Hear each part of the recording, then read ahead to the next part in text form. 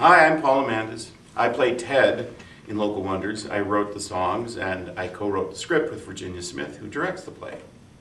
I'm Ann Hills, and I play Kathleen, his wife, and many other characters in the show, and guitar and banjo too. And I'm James Robinson-Parran. I play piano and a couple other instruments for the show.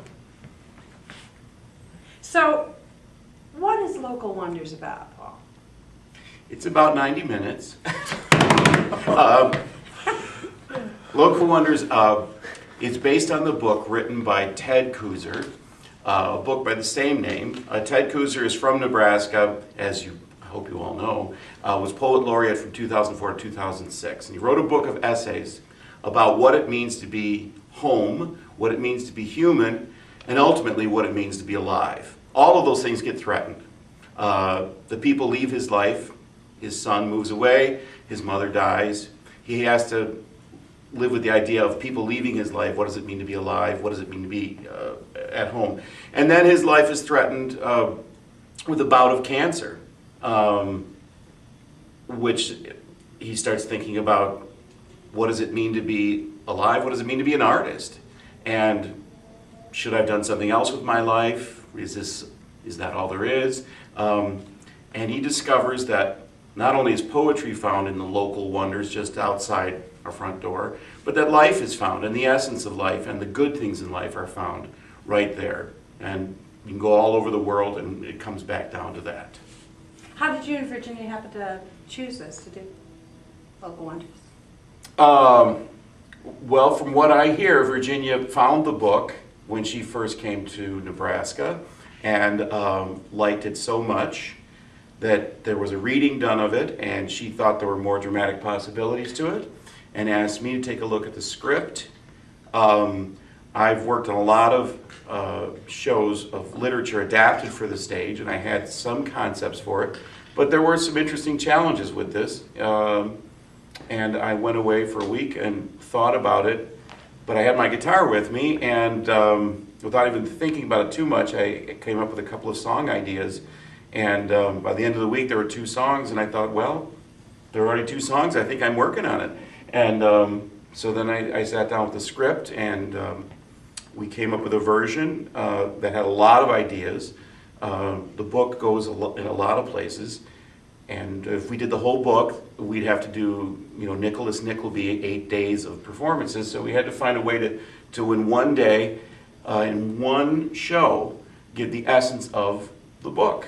And so we did. We've done rewrites, we've done workshops. We went away with a friend of ours who was a referee, and we just pounded away at this script and added songs and took away songs. And I think we came up with the Dom Perignon VSOP version for Lincoln, Nebraska. Well, what was the most difficult part of it, do you think? The fact that the whole book is written in first person.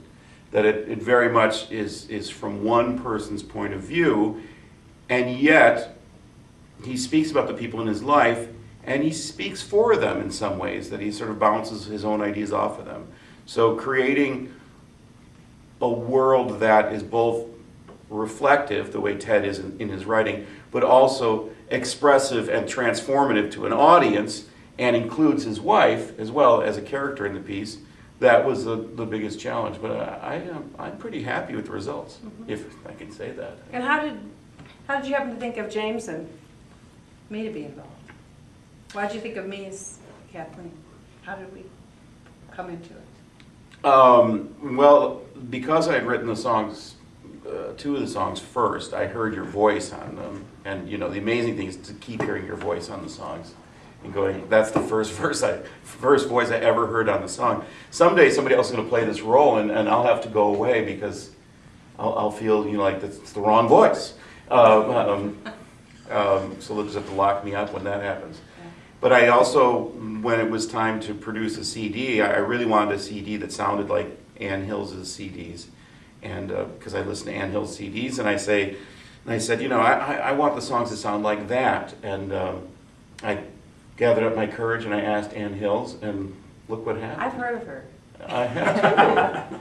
And Well, she got involved. and you know, we did it in Chicago, and I think people are a little curious what we're expecting the differences to be between Chicago and Nebraska. I mean, Chicago's pretty urban, and so I don't know how many people have chicken coops. I mean, and I know there's the whole urban farm movement, but Not so much. Well, I think that's one of the biggest themes of the show is home, family, life.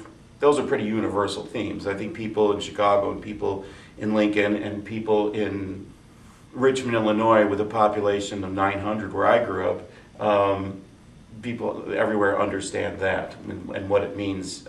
yeah, to lose a mother or two. Yeah, and you know, the crux.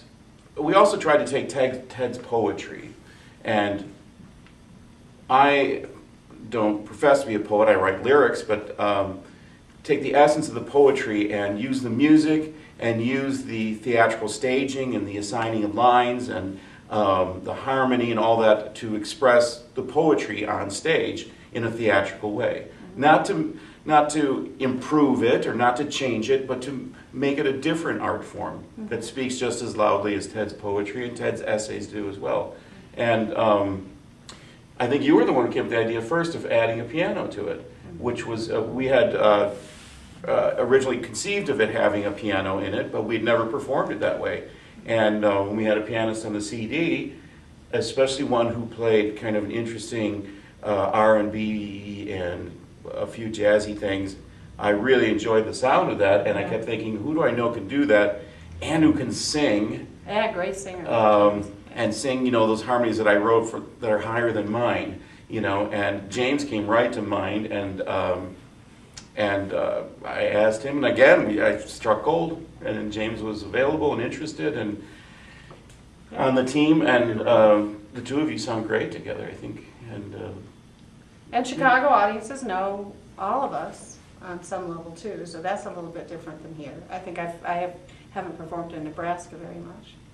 Right, but when you look at the kinds of performances that are happening at the Lead Center, you know, They're used to, yeah. they're used to some pretty highfalutin stuff coming through. This is, you know, we're not doing barn dance, and I don't, you know, it's interesting. There are Chicagoans who did look at this show and said, well, I can see why Midwesterners would like this, or I can see why, you know, middle class, you know, suburban white people would like this or that. And I think there's a sort of a protective mechanism to that, to say, well, that's not my experience.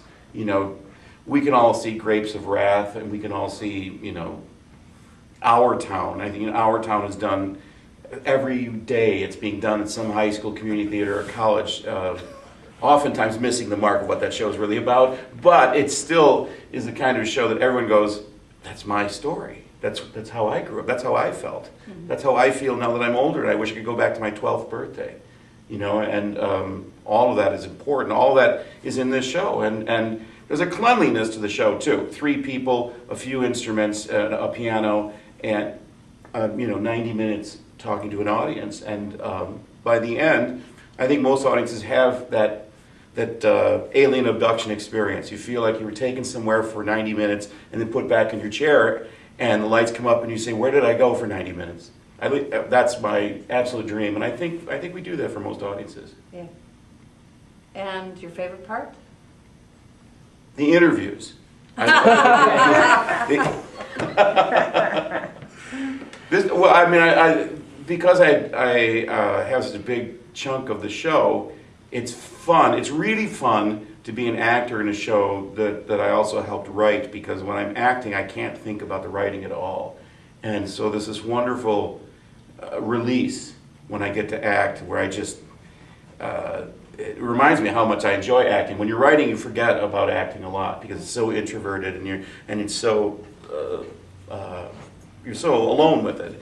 And when acting with all these people, and then an audience comes, and yeah, this is a much more social, and we also we're talking to the audience, which is different also. Right, It's not right, and I had to typical. find out who the Ted was in this show that was going to have a lot of Paul in him. You know, I'm not doing an impersonation of Ted. I think Ted and I are very, very different people, and I had to find be very true to Ted's text and very true to Ted's intentions, and I hope I did that.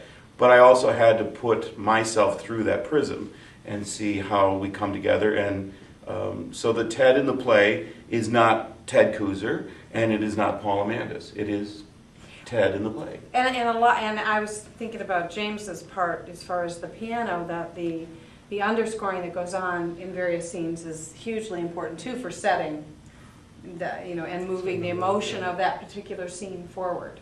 That's an excellent, or the poem forward. Yeah, that's a great point too, and I'd forgotten about that. I had heard James accompany a couple of shows at an improv group, and even at parties, James will pick a song.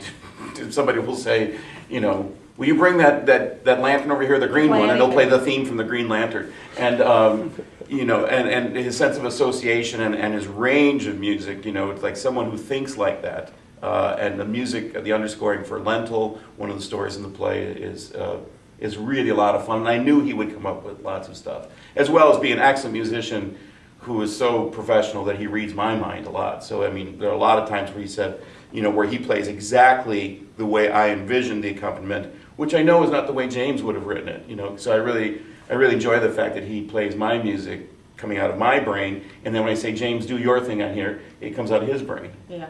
And both ways it comes out of his hands, so I appreciate that. And what's your favorite part?